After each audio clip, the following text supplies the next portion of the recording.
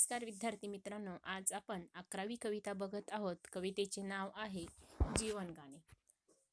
आता जीवन गाणे म्हणजे जे आपण निसर्गाकडनं जीवन जगत असताना काय काय आपण शिकतो या प्रस्तुत कवितेमधनं आपल्याला शिकायचे आहे. म्हणजे आपल्या आजूबाजूला जे निसर्गाचे घटक आहे त्या निसर्गाच्या घटकांकडनं आपण नकळतपणे काही ना काहीतरी शिकत असतो. तर मग आज आपण जे कवी आहे नितीन देशमुख त्यांची थोडक्यात परिचय बघणार आहोत. बघा या ठिकाणी त्यांचा परिचय दिलेला आहे, मी तुम्हाला सांगत आहे, त्याकडे लक्ष द्या तुम्ही. बघा, नितीन देशमुख ते काय आहे, एक प्रसिद्ध कवी व लेखक आहे. त्यांच्या विविध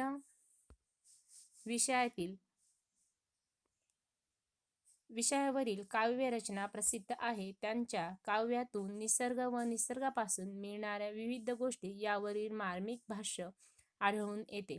बघा, ते काय आहे, एक प्रसिद्ध कवी तर आहे, तसेच त्यांनी बऱ्याचशा कवितांचं काय केलेलं आहे, लेखनही केलेलं आहे.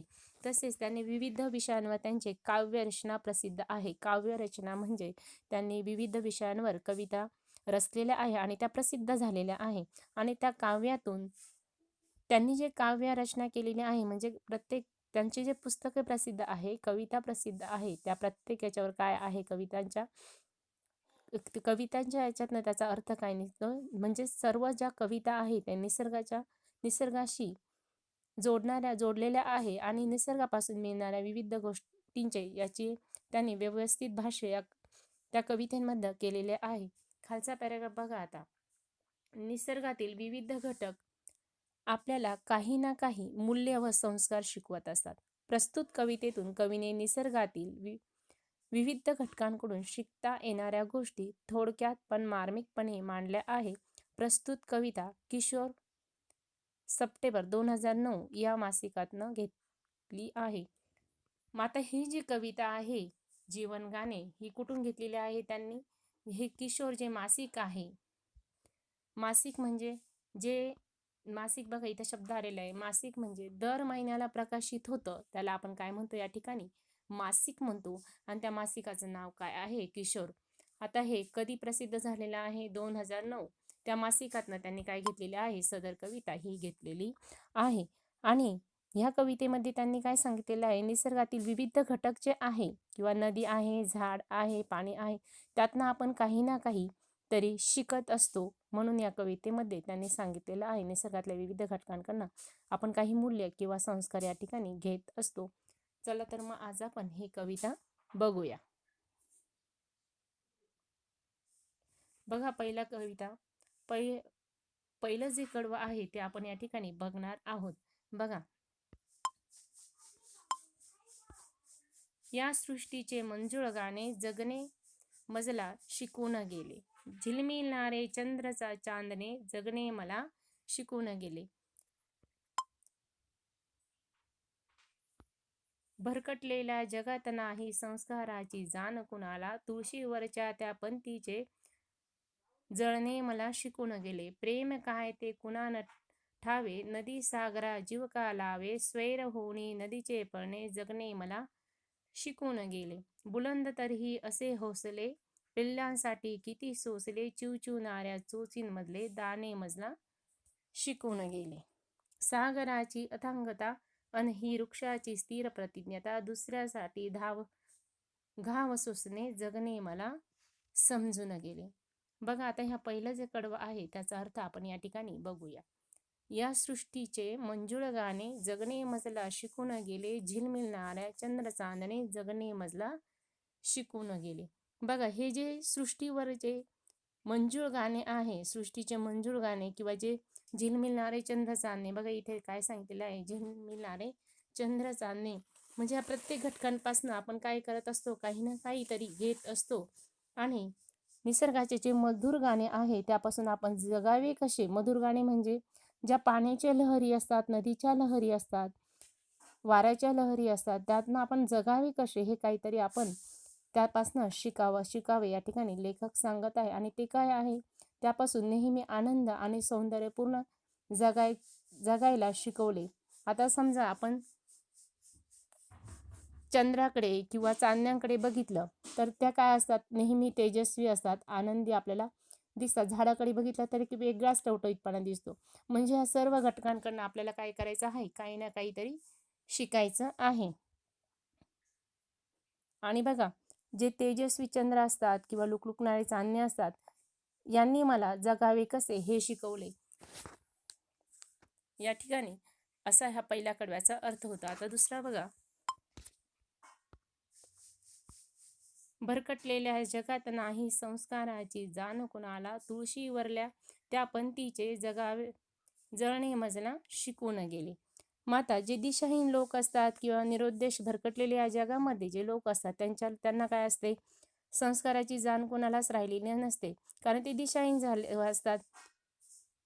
त्यांचं पहिली ध्येय निश्चित नसतं. मग ते भरकटलेले असतात, दिशाहीन असतात. मग त्यांना जगावे कसे आपण ह्या निसर्गाकडनं शिकलं पाहिजे. आणि आपण तुळशी वृंदावनला काय करत असतो, पंथी लावतो. संध्याकाळी आपण सर्वजण तुळशीजवळ पंथी लावतो. आणि ती पंथी स्वतः जळते, पण मात्र दुसऱ्याला आपल्या आजूबाजूला काय करत असते, प्रकाश देत असते. मग ती तुळशीची जशी पंथी जळते, इथं दाखवले बघा, तुळशी वृंदावनाजवळ स्वतः पंथी जळते आणि दुसऱ्याला तेजस्वी प्रकाश देते. म्हणजे काय असतं, ते दुसऱ्यासाठी कार्य करणे म्हणजेच काय झालं, परोपकार करावे.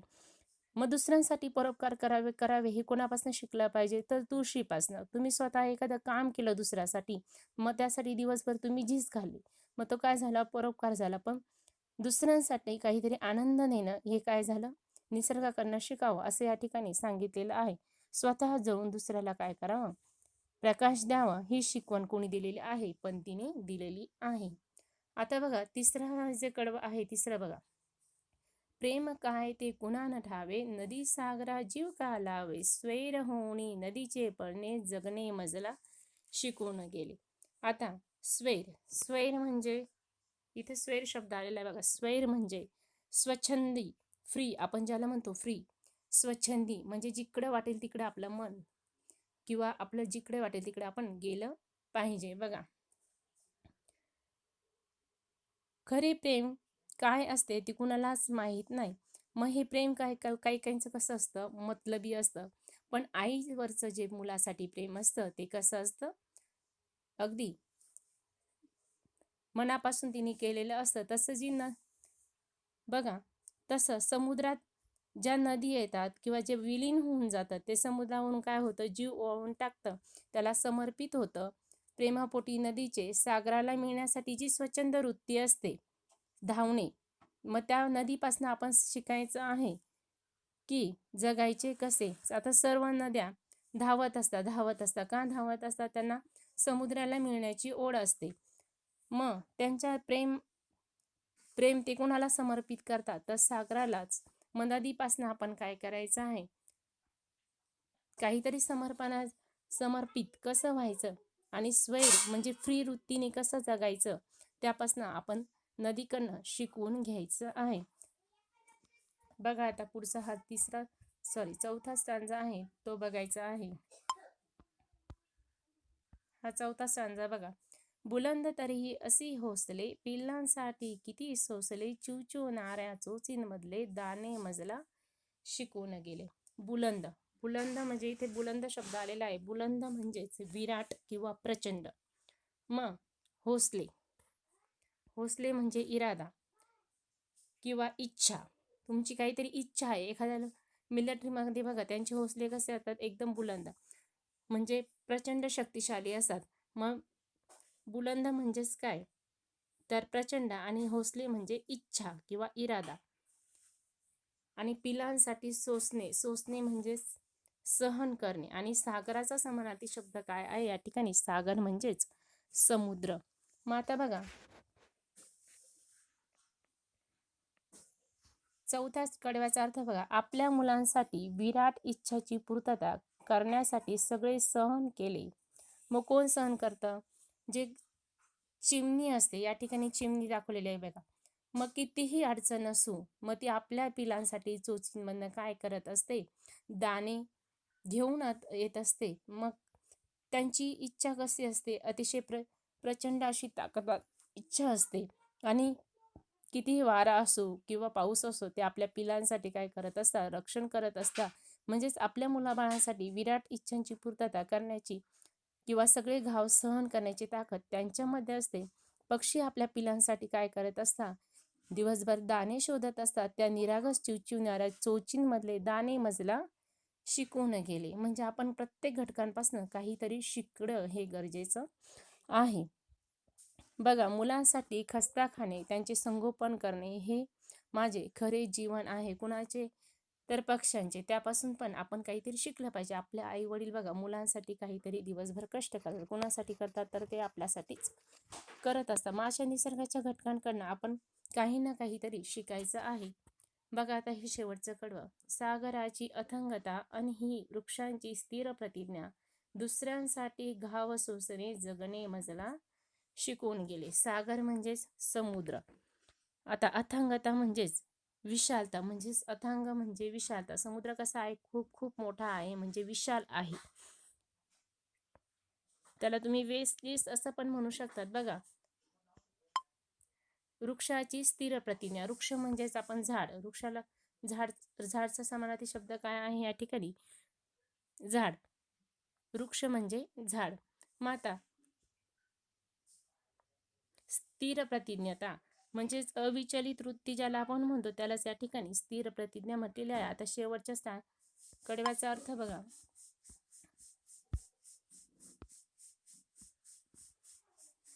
समुद्राची विशालता आणि झाडाची विचलता मला दुसऱ्यांसाठी घाव कसे झेलावे हे शिकवून गेले.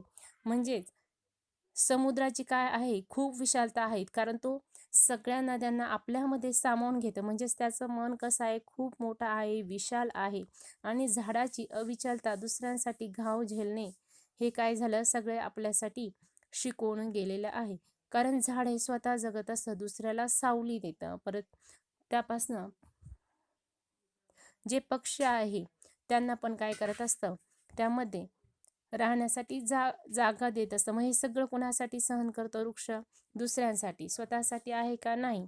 आपल्याला ऑक्सिजन कुठे मिळतो? शेवटी वृक्षांकडनं. मग हे दुसऱ्यांसाठी घाव कसे सोसावे हे झाडांपासून आणि समुद्रापासून शिकायचे आहे. बघा, कितीही संकटे आले तरी झाड डगमगतं का? नाही डगमगत. हे कुठून शिकलं पाहिजे आपण? झाडापासून शिकलं पाहिजे. बघा, कितीही संकटे आले तरी डगमगायचे नाही, हे झाडाने आणि समुद्रापासून आपण शिकलं पाहिजे. त्यांच्या धैर्यातून मी कसे जगावे ते शिकवले. म्हणजेच जे झाड आहे किंवा सागराचं आहे, कितीही मोठं आपत्ती आली, सुनामी आपत्ती आली तरी ते कधी डगमगता का? नाही डगमगत. मग हे सर्व आपण कुठून म्हणजे कितीही मोठं संकट आलं तरी आपण तिथे घाबरून जाण्याचं कारण नाही, डगमगून जाण्याच नाही. आपण झाड आणि सागराकडे पाहून ती संकटे दूर केली पाहिजे. बघा, निसर्गातील प्रत्येक घटकांकडनं आपल्याला जगण्याची शिकवण दिलेली आहे, ते आपण शिकायचं आहे. या प्रस्तुत कवितेमध्ये हे त्यांनी सांगितलेलं आहे. या ठिकाणी आपली ही कविता संपलेली आहे. त्या खालचा स्वाध्याय तुम्ही स्वतः सोडवायचा आहे. धन्यवाद.